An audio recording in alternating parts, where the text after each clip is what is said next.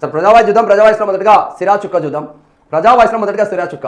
ప్రజలు ఓటు వేస్తారు, నాయకులు ఎంపిక అవుతారు. కానీ రోగం వచ్చినప్పుడు ఈ దేశంలో ఇద్దరికి రెండు దేశాలు ఉంటాయి.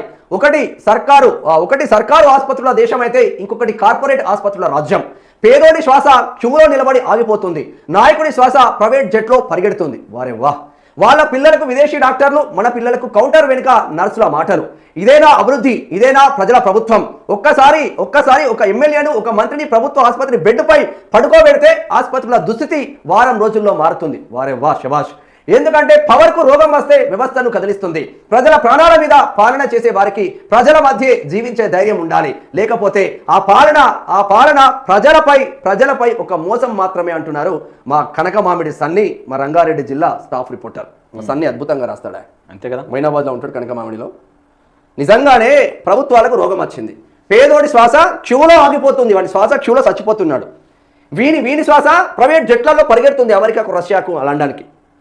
ఈ ఎమ్మెల్యేకో, ఎంపీకో, మంత్రికో, ఎమ్మెల్సీకో రోగం వస్తే అదే ప్రభుత్వ దవాఖానకు పోయి అదే బెడ్లో పడుకుంటే ఆ వ్యవస్థ మారదా అంటున్నాడు మా సన్ని. మారుతుంది కదా.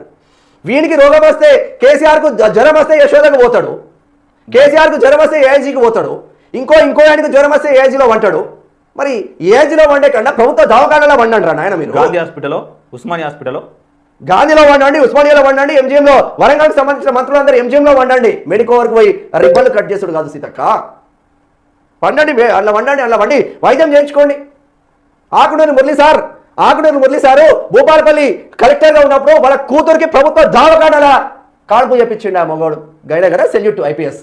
సారీ, ఇప్పుడు చాలా మంది కలెక్టర్లు చాలా మంచిగా వర్క్ చేస్తున్నారు. దుర్మార్గమైన రాజకీయాలు పాడైన దుర్మార్గమైన రాజకీయాలు ఒళ్ళు ఇట్లా పుడుతుంది మొత్తం. భయం గవర్నమెంట్ హాస్పిటల్ నువ్వు పోవాలి కదా. ప్రజాపాలన పైన, ప్రజా ప్రభుత్వం పైన నీకు చిత్తశుద్ధి ఉంటే నువ్వు గవర్నమెంట్ హాస్పిటల్లోనే చూపించుకోవాలి కదా. గవర్నర్ నరసింహన్ ఉండేది అప్పుడు, ఆయన పోయేది గవర్నమెంట్కి. అట్లా మీరు ప్రతి ఎమ్మెల్యే పోవాలనే గవర్నమెంట్ హాస్పిటల్ చూపించుకోవాలి. జీవో తీసుకురండి, పాస్ చేయండి. ప్రతి ఎమ్మెల్యే, ప్రతి ఎంపీ, ప్రతి ఎమ్మెల్సీ, ప్రతి మినిస్టర్ గవర్నమెంట్ హాస్పిటల్కే పోవాలని జీవో తీసుకురండి. మీకు చిత్తశుద్ధి ఉంటే వాళ్ళ కుటుంబ సభ్యులతో సహా చూడండి ఎట్లా మార్పు రాదో చూడండి. సన్ని బాగా రాష్ట్రం.